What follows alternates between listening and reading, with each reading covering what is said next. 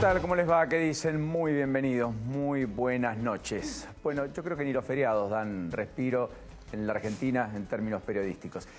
Y si algo faltaba era todo lo que ha ocurrido en el día de hoy para demostración de que los feriados en la Argentina son casi un impas entre noticia y noticia. No mucho más que eso, Paola. Sí, tal cual.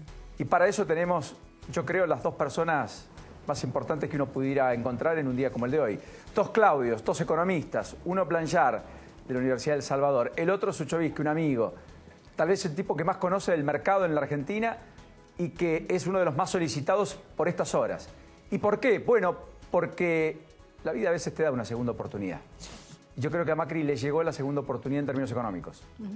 Hoy el fondo le aprobó lo que todo el mundo descontaba, el acuerdo con el cual poder cobrar y tener oxígeno en términos financieros. 15.000 millones de dólares que mañana estarán aquí en la Argentina. De un programa de 50.000 millones que cada 3 meses, con la revisión del fondo mediante y los acuerdos preexistentes cumplimentados por parte de la Argentina, Argentina podría ir recibiendo desembolsos por 3.000 millones de dólares adicionales.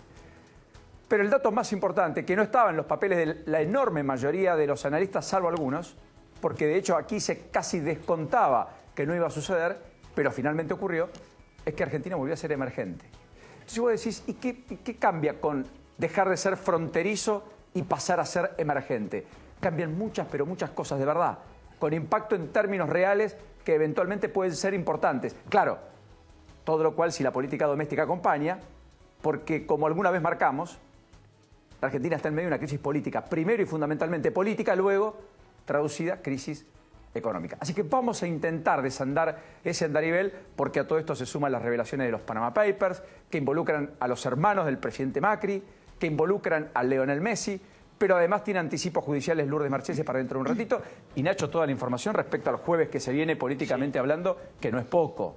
Muy intenso va a ser, Paulino. Con la asunción de ministros confirmada para mañana. Asunciones y algún cambio a nivel secretario o subsecretario. No va a haber más cambio de ministro, después te lo voy a estar contando bien. Y en la provincia de Buenos Aires no pasó desapercibido para Cancelares, que pone la lupa allí donde otros no ven, porque Cambiemos va a tener su consejo de la magistratura a Justi Piacere.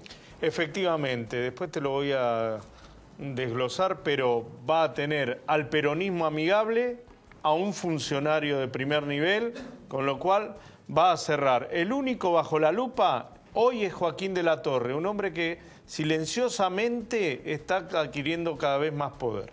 Y el fiscal Dilelo, tal vez el más peronista de los fiscales federales, está activo, muy activo en varias causas, una de las cuales te lo va a contar Lourdes y yo le prestaría atención, ¿no?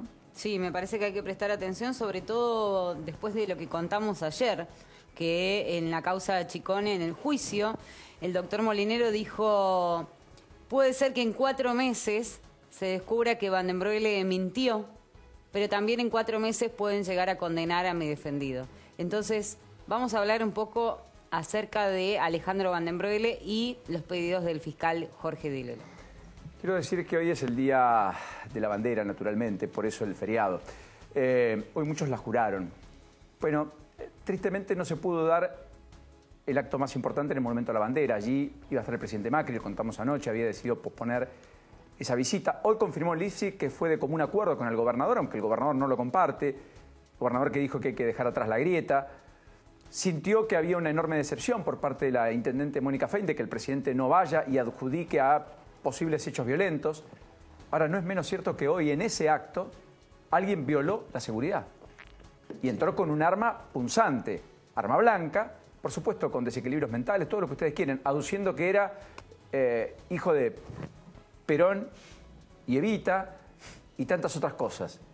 Pero burló la seguridad presidencial. Lo tuvieron que golpear y allí contenerlo, fue detenido. Es una de las imágenes tristemente del día. Bueno, ya no estuvo la seguridad presidencial, en realidad. No fue el presidente, no estuvo. Exactamente. Claro, pero igual. Puyaro, el ministro de Seguridad, esta es la imagen de la persona que detienen. Puyaro, el ministro de Seguridad, dijo que estaba todo dado para que el presidente venga, sin ningún tipo de miedo. Puede fallar, ¿eh? ¿Cómo? Puede fallarse. Sí, lo que pasa es que también es cierto que si vos decís no voy a Rosario por la inseguridad, también estigmatizás a Rosario porque pasa a otros lugares, pero no vas a Rosario. Rosario lo que hay es un caldo de cultivo para una protesta creciente social que se ha visto en las calles. porque finalmente allí hay un problema con las pequeñas y medianas empresas, hay un problema en términos educativos, no está resuelto el conflicto docente y Rosario es una ciudad de universidades, pero al mismo tiempo porque también han pegado fuerte los tarifazos y porque, claro, el campo no ha traccionado como otros años. Y además, la soja no ha generado lo que muchas veces gestó de Rosario esa construcción pujante que Rosario supo tener. Y además es la gran cuna del narcotráfico, Paulino, donde se enfrentan bandas, donde hay directamente barrios enfrentados por el narcotráfico. Sí, yo diría más que la cuna es donde tal vez más realce y más relevancia se tuvo por parte del narcotráfico, por ser un punto estratégico. No me parece muy distinto a lo que pasa en el conurbano, en el Gran Córdoba o incluso en Mar del Plata. Me parece que hemos hecho más de Rosario de lo que Rosario mismo implica. Aunque estamos en 100 homicidios en el año, lo cual es una cifra muy alta.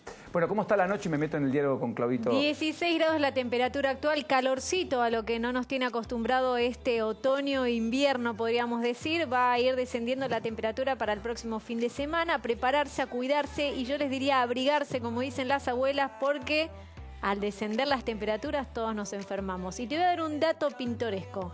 Un día como hoy del 71 nacía, ya que ganó México, voy a tirar un dato de ellos, nacía el Chavo el Ocho, la serie del Chavo el Ocho. Un 20 de junio, sí, Wow. en el 71.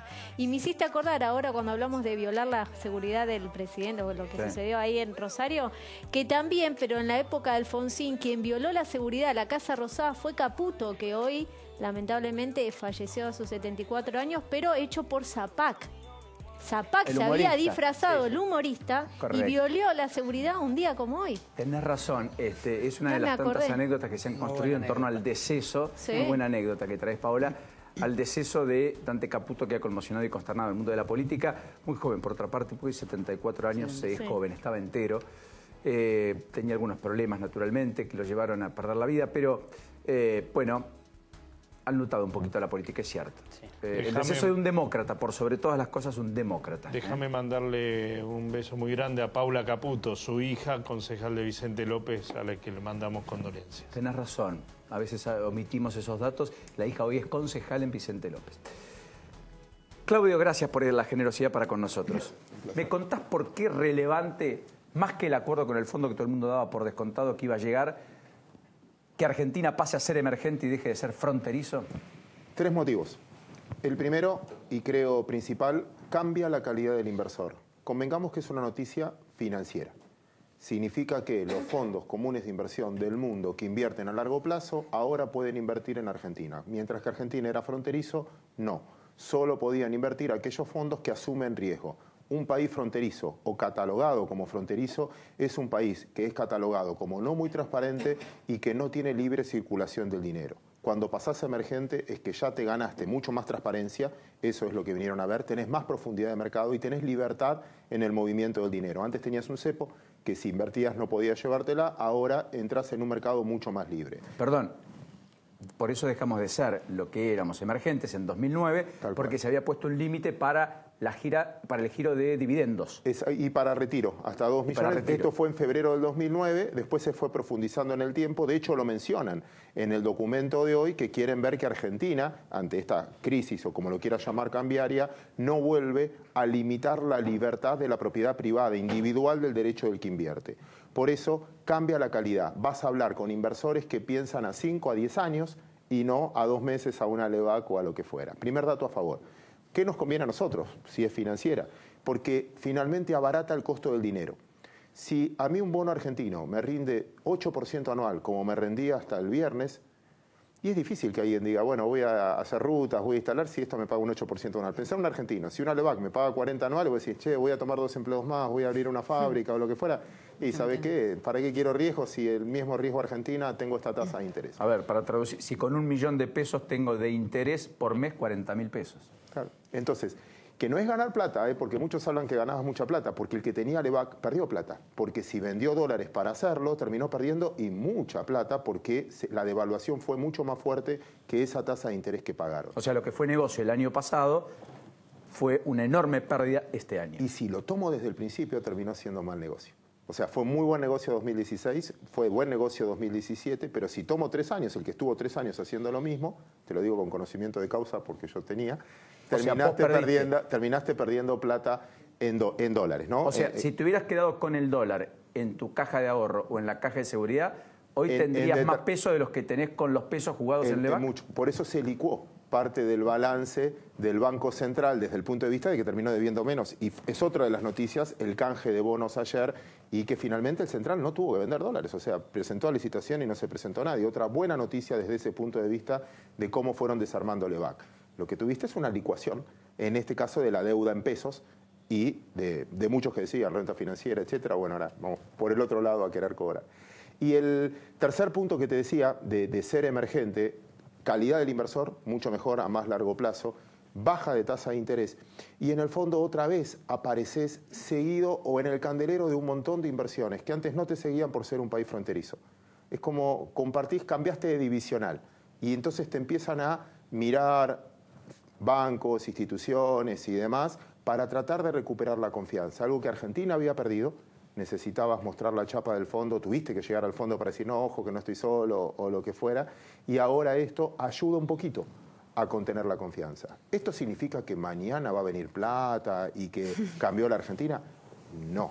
Significa que te abrieron y podés captarla. Para captarla tenés que demostrar que haces las cosas bien. De todas maneras, esta imagen, Claudio, gracias por estar atento también. ¿Me guardas un segundo? Que sí, cómo no. Lo tengo muy solicitado a Claudio. Figurita difícil hoy. Esta es la imagen de... Acá lo que tenemos es...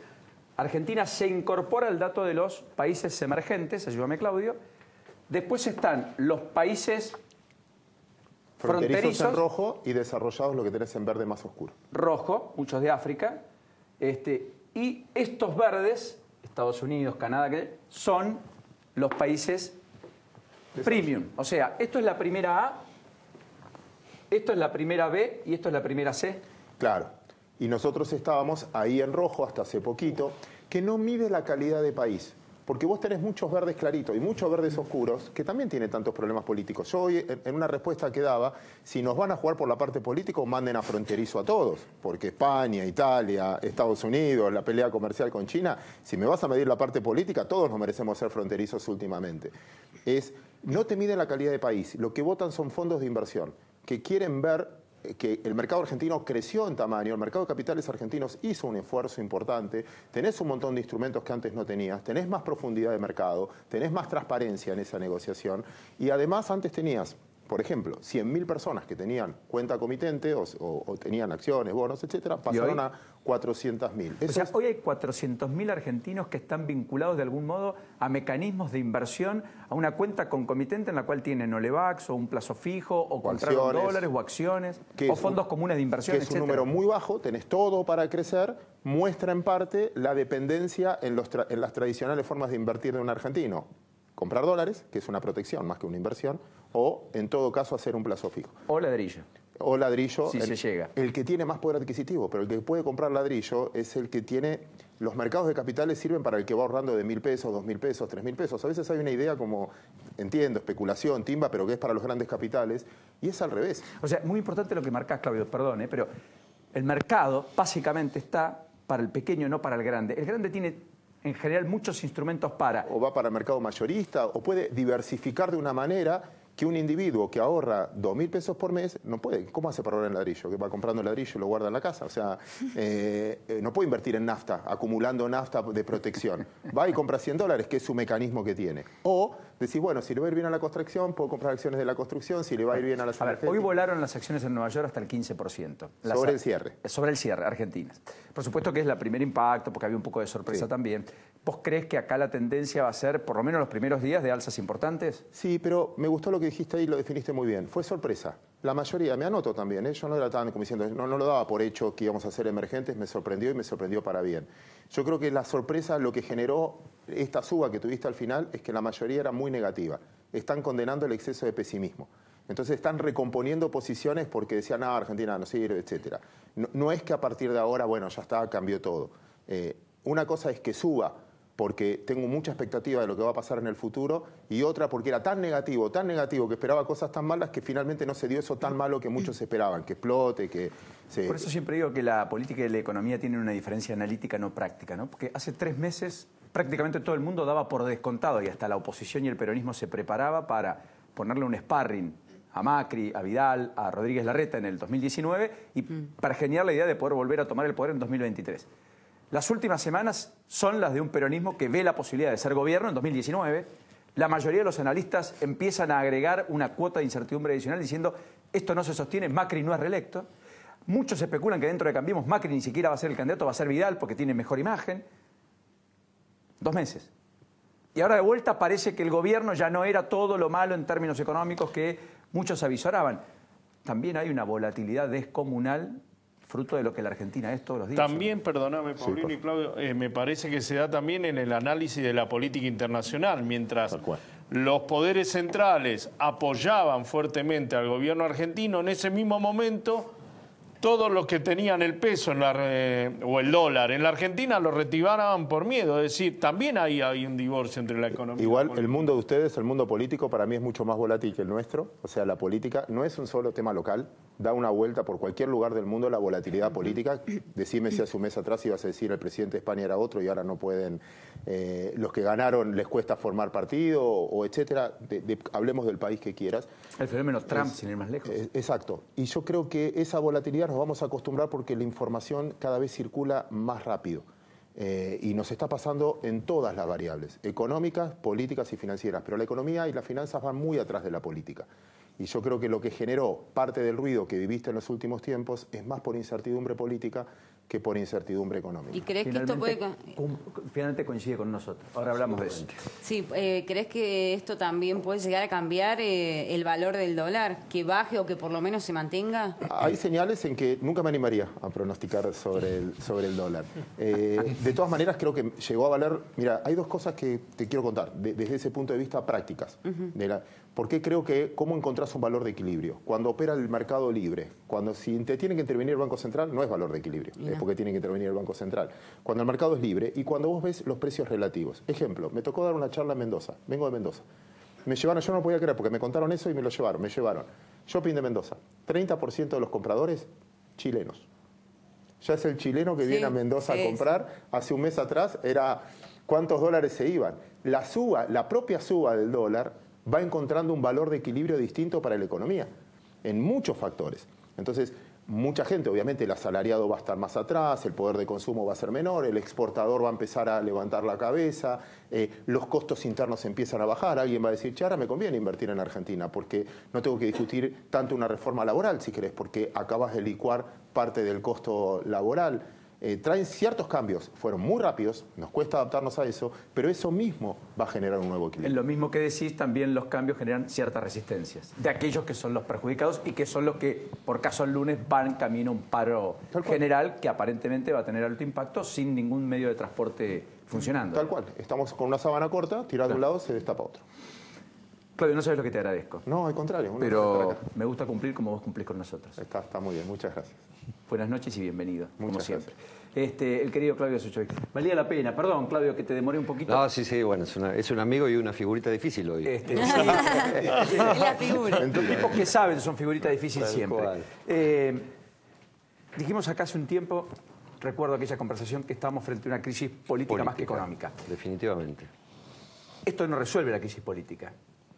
No, pero abre una segunda oportunidad. Exactamente, coincidís con ese esquema. Absolutamente. Con lo cual ahora la política va a tener que hacer su trabajo, su tarea, ordenar los factores de poder y conducir al gobierno a los consensos que el gobierno perdió en algún momento. Definitivamente. Yo creo que acá hay varias dimensiones que analizar desde el punto de vista político. En primer lugar, lo difícil que fue el gerenciamiento del éxito postelectoral. Digamos, el gobierno había trazado un rumbo de cambio por sobre todas las cosas cultural.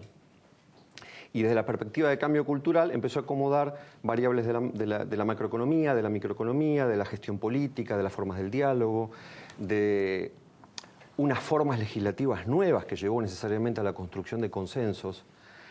Y finalmente hubo 2 elementos que marcaron una ruptura al camino inicial. El primero, empujar legislativamente leyes que no necesariamente eran de absoluta necesidad, valga la redundancia, a fines del año pasado. Reformas laborales que quedaron trunca y previsional que fue aprobada del modo que se aprobó. De la peor manera y que, sin ninguna duda, a partir del año que viene, para sostener el efecto de esa ley, va a estar complicado digamos, el mecanismo de los números del ANSES. Pero eso es otra historia. Y hay otro elemento que es, en este empuje, el divorcio entre la economía real y la economía monetaria.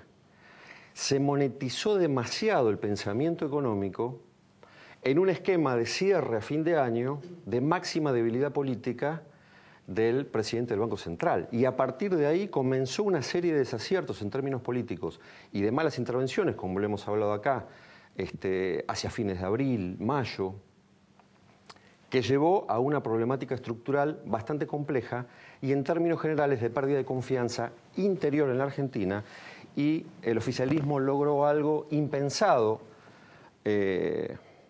hacia fines del 2017, que era unir el peronismo en una misma causa.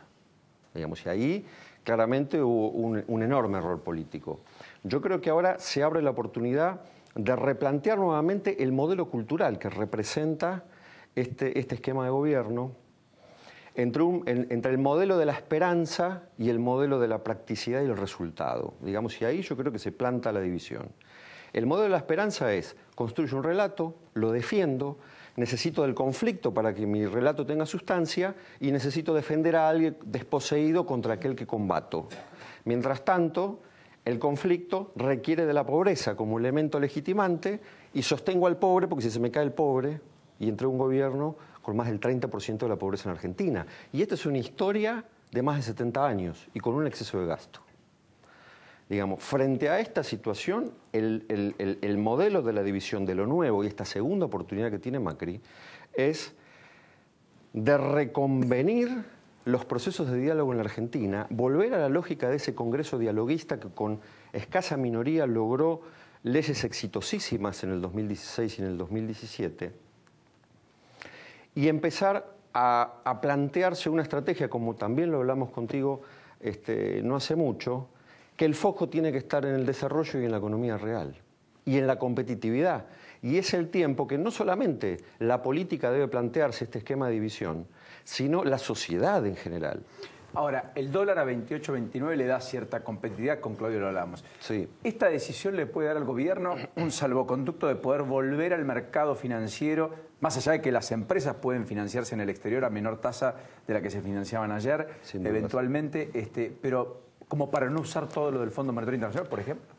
Sí, yo creo que sería muy inteligente no usar todo lo del Fondo Monetario Internacional y yo creo que en ese sentido se abre una discusión muy interesante en la Argentina, especialmente sobre el direccionamiento del gasto público y el rol de los gobernadores en este esquema.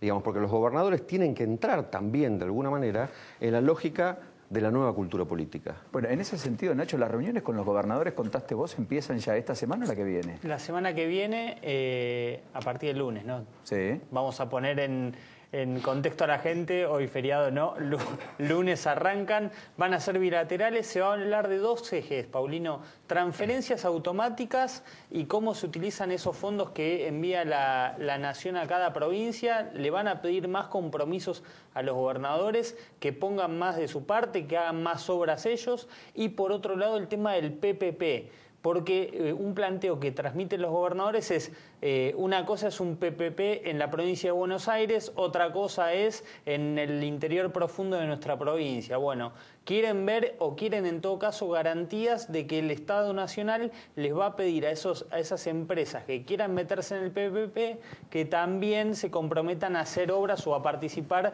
en las compulsas por obras en el interior profundo. Esto es muy importante lo que marca Nacho, porque los programas de participación público-privados son básicamente iniciativa privada propuesta por el propio sector público. Claro. Pero claro, no es lo mismo hacer una obra troncal de la ruta 3, 5, 7, como los corredores viales que se han licitado, que tienen mucha extensión, pero al mismo tiempo mucho tránsito, mucho tráfico, mucho transporte de cosas y por lo tanto son de alta densidad y por tanto rentables, que un camino, una ruta, etcétera, en un lugar despoblado del interior de cualquier lugar que también esté faltando una obra de infraestructura de esta magnitud, de esta dimensión. No es un elemento menor, y esto solo como un argumento puesto en el servicio de autopistas o rutas seguras. Ni hablar de otros proyectos que efectivamente en el corazón de capital conurbano y provincia de Buenos Aires, Córdoba, Santa Fe si se quiere, Mendoza, tienen un volumen y una magnitud de negocio que en otros lugares difícilmente encuentren. El ministro del Interior, Rogelio Frigerio, está muy preocupado, Paulino, por este tema. Antes de que la Argentina fuera al fondo, recurriera al fondo y se conociera la noticia que iba a tener que recortar obra pública, ya lo venía advirtiendo. El vicejefe de gabinete, Gustavo Lopetegui, quería imponer el recorte de obra pública mucho antes de que de esta crisis, si se quiere, que obligó a la Argentina a ajustarse un poco más el cinturón. Y Frigerio obviamente recibe los reclamos de los gobernadores. Hay gobernadores que han llegado a amenazar con no acompañar el presupuesto. ¿Qué es el arma que tiene el gobernador para negociar? Así como es el arma de Pichetto para discutir cualquier cosa, todos y cada uno de los proyectos que van a pasar por su escáner, digamos. Recordemos la foto de los gobernadores en el Congreso apoyando el presupuesto. Ya es usual desde que asumió Macri, han jugado muy bien. Bueno, esta vez va a ser más difícil, por eso van reuniones bilaterales y después sí va a haber una gran foto con Mauricio Macri. Si no entran los gobernadores, nada de todo lo que se viene es posible. Y va a estar complicado porque hay exigencias que derivan del pacto fiscal y hay exigencias que derivan también del Fondo Monetario Internacional con relación al déficit consolidado del sector público. Sí, especialmente en las provincias, ¿no?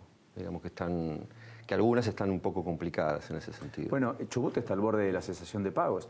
En Chubut hay una acampe frente a la gobernación hace más de 2 meses, paro docente mañana y pasado, y al mismo tiempo las dependencias del sector público están casi todas tomadas. No hay prácticamente actividad. Mira, yo creo que lo que se da en Chubut, que lo conozco bastante de cerca, es precisamente la problemática de esta división esencial entre la política vieja y la política nueva. No me cabe la menor duda que el gobernador Arcioni en estos momentos encabeza y representa el espíritu de lo nuevo en una provincia colapsada por lo viejo. Digamos, y con la metodología del conflicto instalada, yo creo que los sindicatos llegaron a un momento de escalada de conflicto de la cual no pueden bajar. O sea, el Cerro Dragón se trasladó a muchos otros ámbitos. Sí, yo no creo que sean tantos. En realidad yo creo que carecen de legitimidad social. Pero la administración pública está virtualmente paralizada. Los que tienen alguna dificultad más bien son los sectores docentes. El resto de la administración pública en líneas generales está funcionando. Bueno, es un aliciente entonces. Con algunas dificultades financieras, pero por sobre todas de ordenamiento. Y vos fijate, lo que sucede con los sindicatos en la provincia del Chubut es la lógica del conflicto en el sostenimiento de la pobreza. Recientemente se abren las paritarias, se presentan las ofertas en la provincia del Chubut, ¿y qué dicen los sindicatos? No. ¿Por qué? ¿Y por qué no? Digamos, se sostiene el conflicto por el conflicto mismo y ya no tiene sustancia porque las propias bases de lo que pretenden representar estos sindicalistas tampoco les responden. Quizás en algunos casos son más los autoconvocados que dicen estamos hartos de esta situación y que alguien nos dé una respuesta, que la capacidad de movilización de esos sindicatos, que en gran parte yo creo que están perdiendo fenomenalmente legitimidad. Recientemente... Puertas adentro sí, definitivamente. Y por cierto, social, puertas afuera de los propios gremios, digamos. Definitivamente. El gobernador es un tipo muy querido. Es un tipo muy querido porque precisamente... su planteo es de un hombre sensato, con muchísima sensibilidad, con muchísimo sentido común, que no proviene de la política tradicional. Entonces lo legitima fenomenalmente y con un jefe de gabinete nuevo, Marcial Paz, que es un tipo fenomenal, que viene de la política combativa, vos lo das vuelta, no se le cae una moneda y todo el mundo lo reconoce. Entonces, Chubut yo creo que es un caso emblemático de la lucha entre lo viejo y lo nuevo y creo que necesariamente esa lucha se va a ganar porque, digamos, vos fíjate lo que planteaba Claudio y hablabas vos, el tema de la lógica de lo que está sucediendo en el mundo. Hay una condición contrasistémica en la política que legitima las nuevas formas. Y la gente está harta de lo viejo y de la lógica del conflicto y vivir en reivindicaciones de aquel a que no lo saco del lugar donde está para sostenerme yo en un lugar de reivindicación mentiroso. Y esto llevamos ya 70 años en la Argentina. Y Chubut no escapa a esta lógica, ¿no? Ahora, ¿cómo se hace todo eso en un programa que va a ajustar y que por lo pronto muchas veces se termina cortando el hilo por lo más delgado? Porque Lo que está claro es que el asalariado con ingresos fijos es el que peor la va a pasar. Sin de duda. hecho, la canasta básica total o la canasta básica de alimentos es lo que más golpea a los sectores más postergados y eso estuvo por encima de la inflación, hasta duplicando el dato de la inflación promedio de mayo, digamos. Sí, absolutamente. Acá hay un tema, yo creo que de acomodamiento estructural en los próximos 3 meses, donde se redefinan incluso los problemas que va a haber en términos de cadenas de pago en las empresas. Yo creo que este desfasaje va a generar algún impacto en la economía real de las pymes.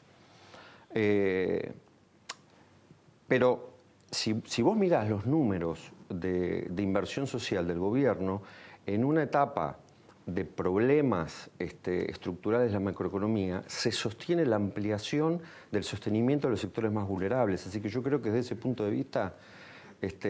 ¿No ves riesgo de estallidos? No veo riesgo de estallidos. Pese a que hay creciente descontento, malestar, mal humor, y en particular en la clase media que en algún momento acompañó o puso a Macri como presidente. Porque el argentino en última instancia siempre se la banca. Digamos, bueno, y nos hemos bancado cada cosa en Argentina y nos hemos bancado los últimos 70 años que fueron calamitosos. Bueno, la política deberá revertir eso, ¿no? Definitivamente. Debería en todo caso elegir un poder, no porque nos bancamos cualquier cosa y al menos malo, sino votar a alguien que despierte cierta admiración o lo que sea, ¿no? Definitivamente. Bueno, y este es el caso que se está dando en Chubut. Yo creo que va a ser un caso testigo muy interesante para seguir, porque creo que viene el reverdecimiento de un modelo de política que se necesita distinto, necesariamente. Lo último, ¿entendés que lo financiero puede tener cierto control en el, al menos, qué sé yo, corto plazo, ya no se puede presagiar mucho, pero los próximos 30 o 60 días vamos a dejar de hablar tanto del dólar y de la tasa de interés, empezaría a tomar un cauce a la baja a propósito de la llegada de algunos fondos, etcétera, que antes tenían vedado, esto vale la pena decirlo, que pase la Argentina a ser emergente y deje de ser fronterizo, implica que muchos fondos que en sus estatutos y por normas internas no podían volcar plata en los activos de esos países que eran fronterizos, ahora van a poder hacerlo teniendo en cuenta que Argentina pasó a ser emergente. Ahora Argentina está en el club de países con Chile y naturalmente la diferencia entre Argentina y Chile es ostensible. Ahora, Argentina va a tener que crearse su espacio, pero en cualquiera de los casos da la impresión que eso podría pasar. ¿Eso está cerca, digamos, lo ves como posible, probable, o todavía habrá que esperar las decisiones del Banco Central, la explicitación de un programa de gobierno más integral del que el gobierno tiene hasta aquí, etcétera? Sí, yo creo que hay una señal muy clara, por ejemplo, en la designación de Dante Sica en el área de producción. Digamos, lo que está señalando es que la matriz productiva de la economía real y de la activación del sector externo se viene. Y yo creo que en líneas generales el argentino hoy es un ciudadano mucho más politizado, mucho más informado y con un seguimiento en tiempo real de lo que sucede, y se abre un compás de espera para que las señales concretas del nuevo gobierno, que tiene que ir al sentido del resultado, muestre que va en el camino no de volver a la lógica de la economía monetaria de fin del año pasado y el desastre de estos primeros 6 meses perdidos, sino a la lógica de la economía real. Porque en última instancia, digamos, si uno ve los números en términos de empleo, la Argentina no está tan mal. Y hubo un crecimiento del empleo. Aunque no de buena calidad, en la mayoría de los casos. Aunque no de buena calidad. Y ahora necesariamente se tiene que venir este camino del empleo. Hay 2 elementos que marcan un sentido de construcción de política general de este gobierno, que es el lanzamiento del plan de la Argentina Federal de Jorge Foría en la Cancillería, donde piensa estimular las economías regionales conjuntamente con los gobernadores. Es un dato histórico. Vos fíjate que desde la reforma... Convertirse casi en embajadores de negocios. Tal cual. Vos fíjate que en la reforma constitucional del 94 se incorpora en las facultades de las provincias, artículos 124 y 125, posibilidades de generar acuerdos internacionales en términos de inversiones, de economía real, de cooperación tecnológica, y es como que las provincias ese ámbito no lo han planteado fuertemente, y me parece que se viene ese tiempo. Y después hay otra cuestión que no me parece menor, que es la necesidad de generar trabajo genuino y de calidad. Y esto está planteado en el espíritu del acercamiento de la Argentina para el ingreso a la OCDE, que te obliga a decir, bueno, vos querés entrar acá y ser de los países privilegiados, tenés que hacer determinadas cosas bien.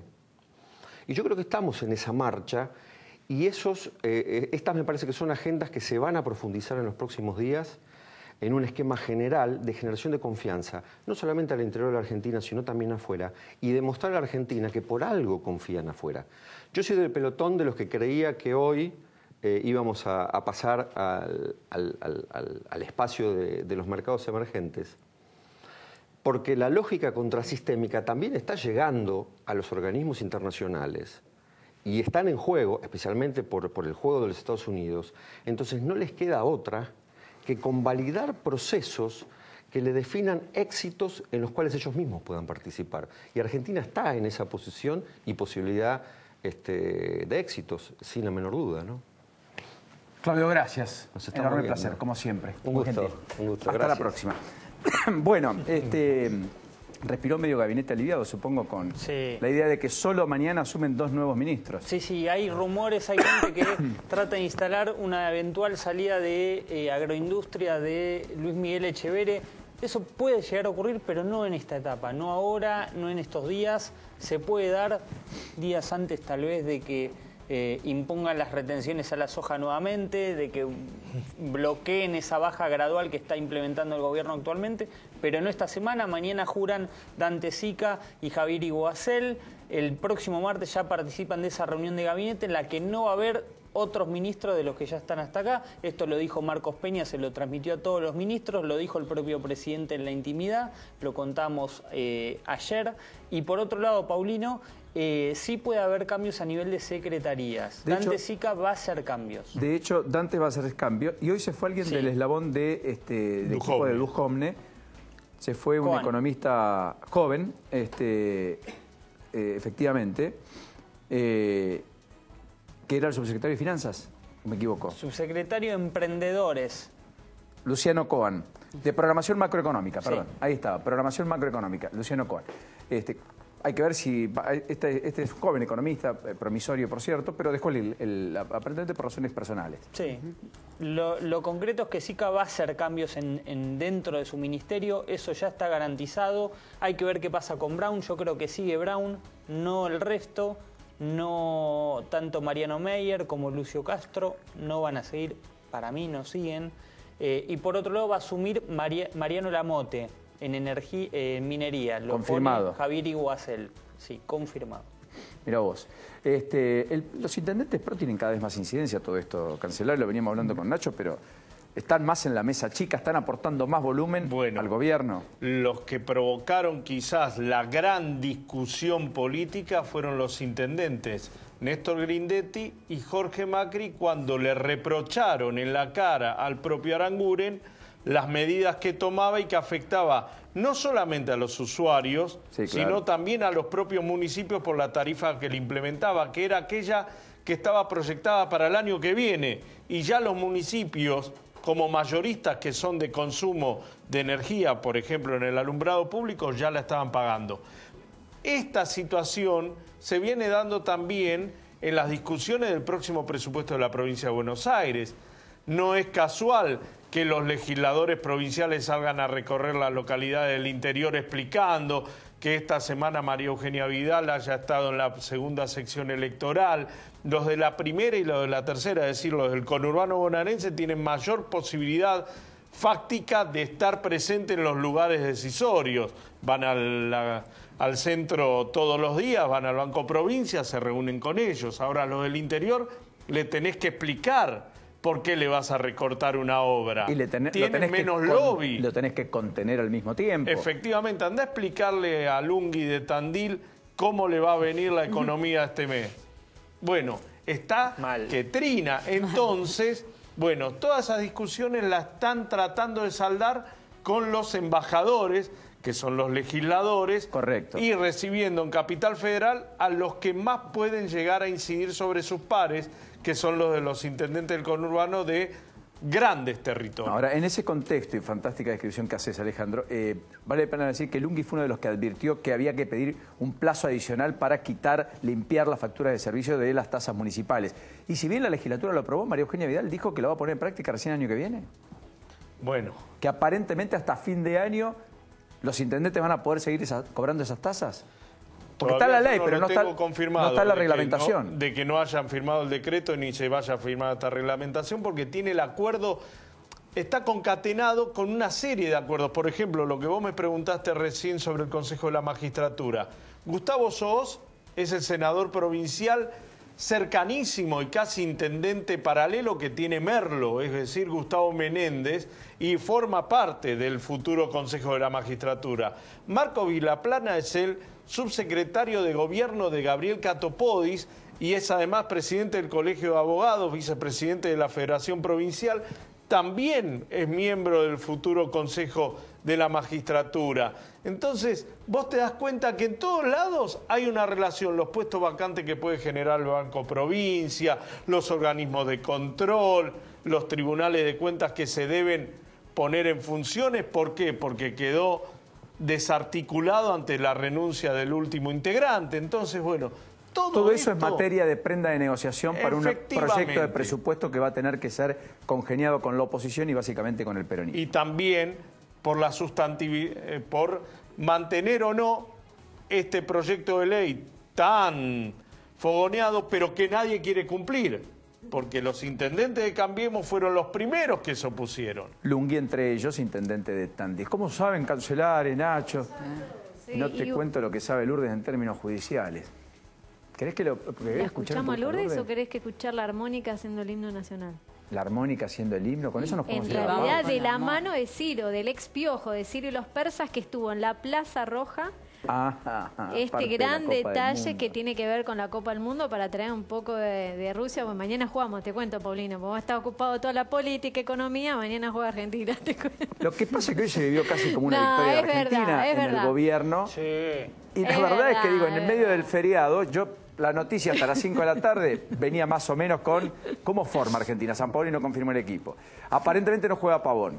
No juega el Pipita Higuaín, va de vuelta Agüero de arranque. ¿Eh? Sí, no, que están ahí entre Pavón y Massa, es el otro. Yo creo que Mesa va a jugar. Mesa.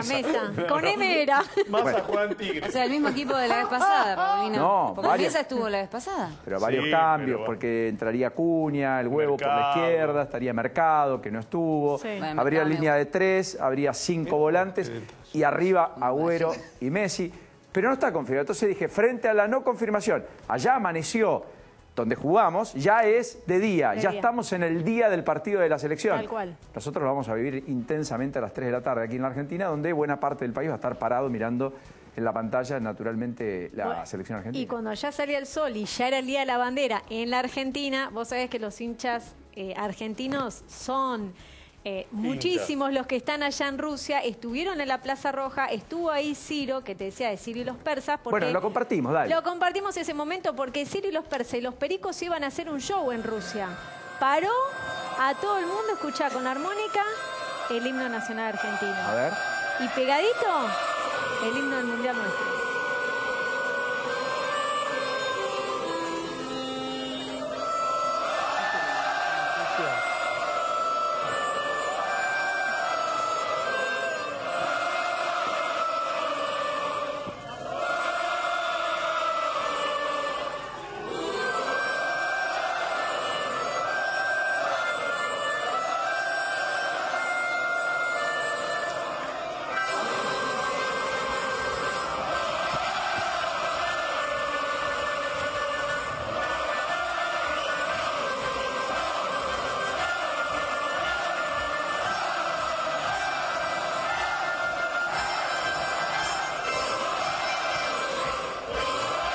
Qué momento extraordinario para estar ahí, qué sé yo, en la antesala del partido de la selección, en la Plaza Roja, lugar emblemático si los hay mundiales, y además con este ritmo, con Ciro y los persas. No, te decía lo de la Embajada de Rusia. Sí. ¿Viste el lío que se armó? Sí. Un lío diplomático. Porque un argentino, sí, tenés razón. Un sonso, un imbécil, grabó a una rusa, le hizo grabar un mensaje con connotación sexual, una joven rusa inocente que no sabía que le estaba diciendo que repitiera el argentino, y la Embajada de Rusia aquí en Argentina pidió que se disculpe el argentino y repudió la difusión de ese video y pidió que se disculpe. Otro hecho no menor es que alguien salió a denunciar que habían querido contratarlo para cantar contra Mauricio Macri en el partido de la selección argentina, pero en ruso, y que le pedía a un traductor que lo ayude a traducir cómo sería Mauricio Macri, lo que ustedes ya saben. Y que lo había contratado para tratar de incentivar que eso sea parte de una nota relevante tras el partido de Argentina con Croacia, eventualmente para darle un contenido político. Digo, con lo mal que uno está ya, seguir sumándole cosas, bueno, la verdad que imaginación, no suma, no suma, cancelar eso no es imaginación. Cuando gobernaron tendrían que haber tenido esa imaginación. Exactamente. Primero que es una falta de respeto insultar a cualquier presidente, sea Alfonsín, Cristina, quien sea, seas del partido que sea, es una falta de respeto. Es que es una falta de respeto, me parece que está mal. Y seguir fogoneando esa situación. Pará, ¿dónde vamos a llegar los argentinos? No se olviden que nos miran en el mundo entero. Entonces nosotros somos el ejemplo. No, pero nosotros mismos. Sí, es una vergüenza. ¿Cómo construís con el otro, que es con quien tenés que construir un país, si denostás al otro, destratás al otro o lo intentás no convencer, sino lisa y llanamente aplastar? La violencia verbal todavía se mantiene en la discusión. En ese la sentido, primera palabra, todo bien. La segunda, violencia. En ese sentido, qué lindo mensaje dio el presidente de Francia, Macron, ¿no? A un joven que le dijo Manuel, y él se acercó y le dijo, no, el presidente. Bueno, contame, Lourdes, lo del fiscal Dilelo. ¿Ha pedido corroborar los dichos de Van der Broele? Exactamente. Lo que está pidiendo Jorge Dilelo es justamente corroborar o desacreditar los dichos de Alejandro Van der Broele. Y para ello, ¿qué le pide al juez Ariel Lijo? Primero, necesita el expediente de lo que fue la expropiación de CBS, que es la ex Chicone Calcográfica, porque hubo bastantes irregularidades aparentemente, y quiere saber qué es lo que pasa en la justicia con ese tema, por alguno de los dichos de Alejandro. Todo esto tiene que ver para corroborar o desacreditar los dichos, volvemos a decirlo. Después al cuerpo de peritos de la Corte para que diga en qué estado está la pericia, que ya hace bastante tiempo que la llevan y todavía no hay novedades acerca de esa pericia. Y por otro lado, a ver, pide el fiscal Dilelo al juez Ariel Lijo la testimonial del que era abogado de Alejandro Van der Broele. Que era. El que era. Que dejó de ser. Dejó de ser y después terminó con un defensor, acordate. Sí, claro. ¿Y ese abogado podría aportar información relevante? Sí, porque lo relevaron, del secreto profesional. O sea, pide la testimonial, hay que ver qué hace el juez Ariel Lijo, si le da lugar. También de Diego Lier, quien era el que prestaba servicios para la Casa de Moneda, porque fue la Casa de Moneda la que terminó cancelando la licitación. Y después, respecto a la investigación que tiene que ver con funcionarios de la AFIP, también varias testimoniales más de exfuncionarios o algunas personas que aún trabajan en la AFIP. Creo que el dato impresionante, Lourdes, porque acá lo que está apuntando es a si finalmente Van der Broele mintió o no, que es lo que dijo, equivocado o no, con y además, derecho o no, a decirlo, pero no ajustado a la verdad, o sí, veremos, Núñez Carmona. Y además, si se cae el acuerdo, Paulino, Van der Broele puede ir preso por falso testimonio. Ah, bueno. Con lo cual podría volver al lugar del cual salió a propósito de decir lo que supuestamente era verdad y probablemente, o mejor dicho, o quizás no lo sea.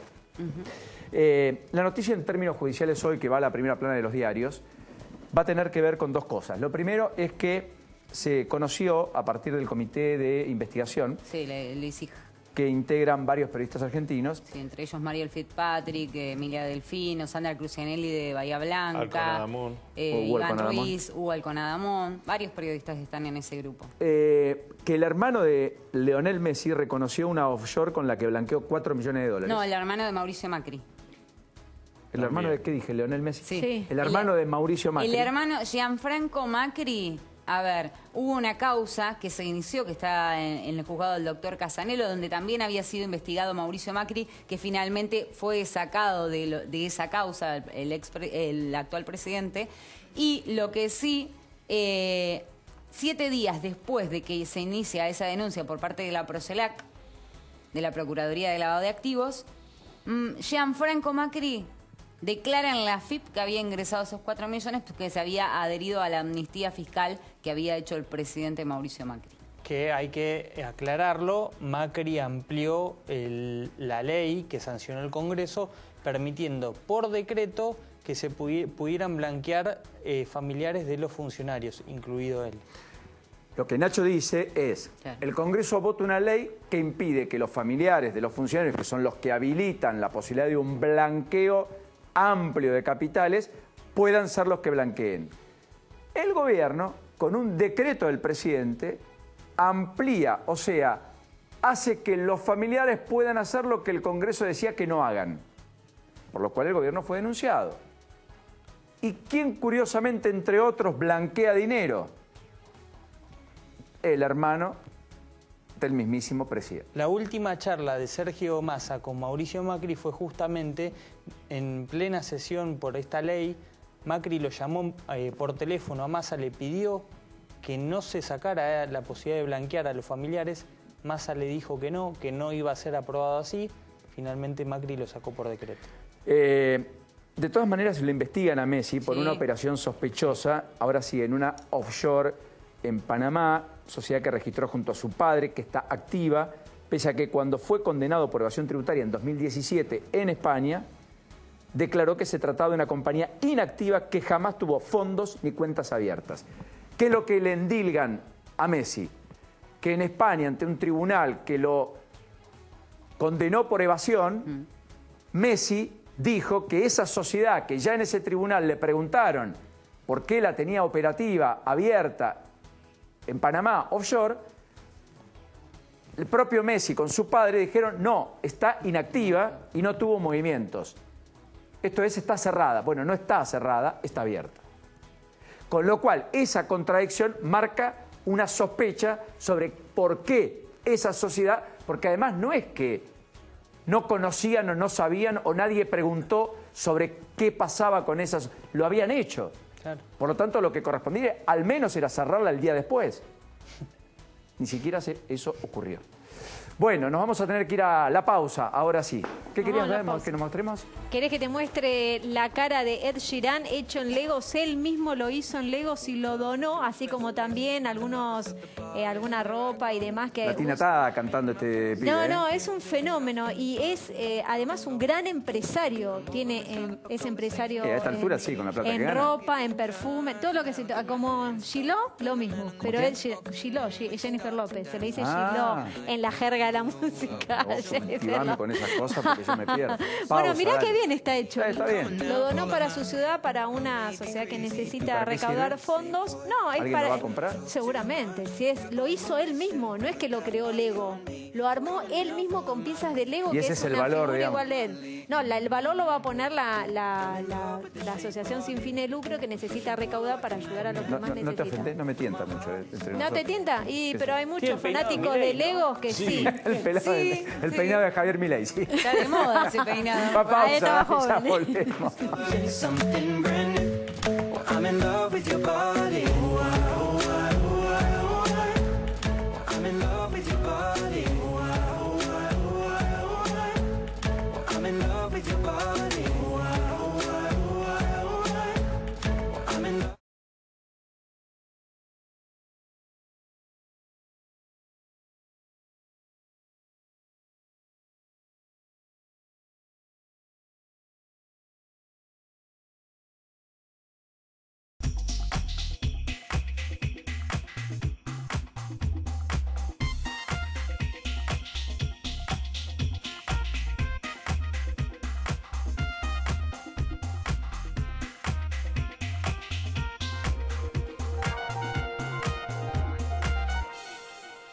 En Provincia ART, nuestro trabajo es protegerte en el tuyo. Provincia ART, la aseguradora de riesgos del trabajo del Grupo Provincia. SUTECBA, un sindicato que se ocupa también de la salud de sus afiliados activos y pasivos a través de su obra social OPSBA y nuestro sanatorio Julio Méndez, que atiende en forma mensual 57.000 consultas ambulatorias, 20.000 en guardia externa y 600 cirugías, incorporando nueva tecnología y recursos humanos de primer nivel.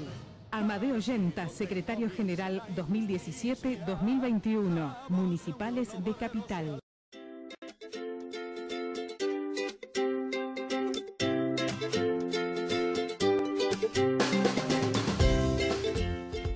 Telecentro te trae el mejor combo. Wi-Fi Zone con miles de puntos de conexión, 30 megas Wi-Fi para tu casa. Además, telefonía fija con 2.500 minutos libres. Y como si fuera poco, más de 60 canales HD. ¿Querés más? Convertimos todas las teles en Smart con acceso directo para ver Netflix, YouTube, Telecentro Play.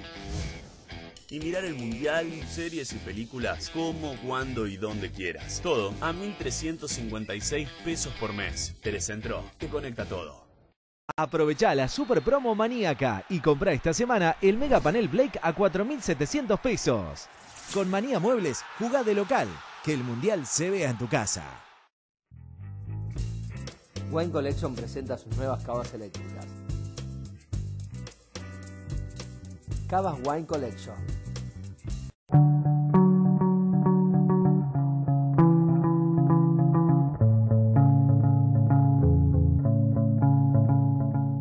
RNB Construcciones. Hacemos realidad tus proyectos. Argentina, Argentina. Silence, please. Argentina, Argentina, Argentina, Argentina. Federico, Federico, Federico, camiseta. Llegó la camiseta argentina de YPF. Llévatela con tu compra más 2.500 kilómetros o 250 pesos. Serviclub, YPF.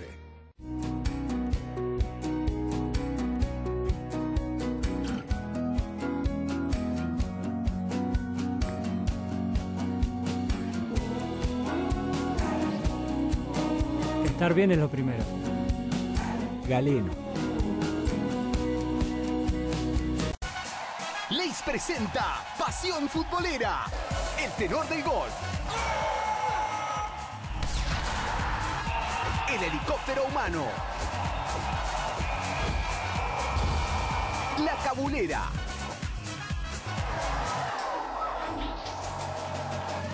Disfruta de Leis Pasión Futbolera y mostrá tu actitud al mundo.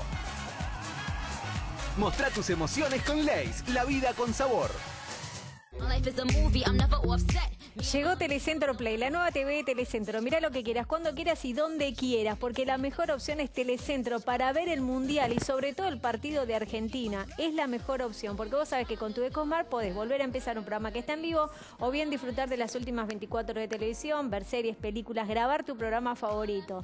Si sos cliente, ya mismo activalo en telecentroplay.com.ar o bien llama al 63800000 y por 1.356 pesos por mes te llevas el pack HD gratis por 6 meses y 6 meses al 50%, porque Telecentro te conecta todo. Algunas cosas importantes de la agenda de mañana. Va a haber dos hechos naturalmente muy relevantes. Uno es saber qué pasa en el mercado financiero como reacción a todo lo que contamos hoy.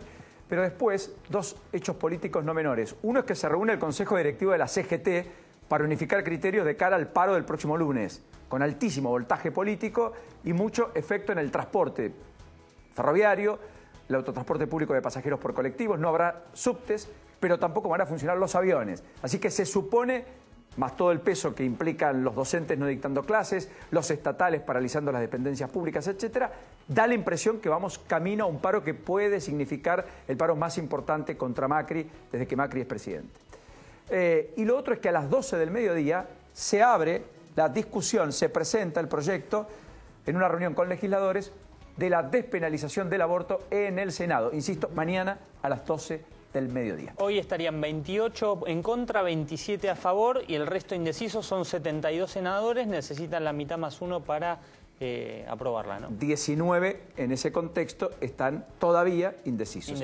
¿Qué dijo la justicia sobre vudú? A ver, la jueza Ana María Rojas, la jueza de Seguridad Social, dijo e intimó al gobierno para que en el plazo de 20 días la ANSES finalmente haga el expediente para darle la jubilación a Amado Vudú por haber sido expresidente. Recordemos que él todavía no está cobrando, más allá que puedas opinar lo que quieras de Amado Vudú, pero él fue vicepresidente y no está cobrando su jubilación como tal. O sea, la justicia le intima a la ANSES a que pague lo que debe pagar. Ayer estuvimos hablando del estacionamiento a medio ampliado. Se conoció un fallo en la ciudad de un juez que sostiene que es inconstitucional ampliar la zona de estacionamientos medidos. Lo hablamos con Franco Moquia, el ministro, así que veremos qué pasa. Lo último, chiquitito, querido Alejandro. Bueno, la unidad del peronismo a veces uno se da cuenta cómo no se puede producir. Ayer estuvo Jorge Tayana en Vicente López. Estuvieron parte de los kirchneristas que lo apoyaban, algún grupo de militantes. Ahora, el presidente del PJ, que no es del kirchnerismo, no fue. Y esto se va replicando en cada una de las presencias de los dirigentes políticos más importantes del kirchnerismo en los territorios. Y un datito, el SAME en Moreno fue ayer. Bueno, ojo con ese tejido. Almirante Brown, Escobar, José C. Paz, Ezeiza, ahora Moreno, Loma de Zamora. Es la manera donde se introduce, quizás finamente, el gobierno de la provincia de Buenos Aires, mejorando con la relación con intendentes, siempre dialoguistas. Ciertamente esto ameritó el repudio de Ferrarés y de otros más radicalizados que dicen a nosotros no, lo que aquí hay es mucho de política, a los amigos todo, a los enemigos nada. Y el SAME ha desembarcado básicamente en la mayoría de distritos Cambiemos o de Cambiemos y solo 13 de la oposición, de los cuales todos, como dice Cancelares, son intendentes con los que tienen una afinidad particular. Hay que seguirlo de cerca. Ensenada es la única opción. Sí, ojo que, la excepción, exacto. La excepción. Ojo que estas cosas se practican cuando uno dice que se es plural y que se es abierto y que se es federal o que se trata a todos por igual. Bueno, al final del día, estas cosas son las que marcan si es verdad o si no lo es tanto. Hasta mañana, páselo bien. Recuerden, Fabián Llanola a las 11 en un ratito. Después del debut fantástico de ayer. Así, selfie, pero no traje el celular. La puse. La Te puse, puse, la es puse. muy buena, Chao, puse la Fabián. cara, es genial.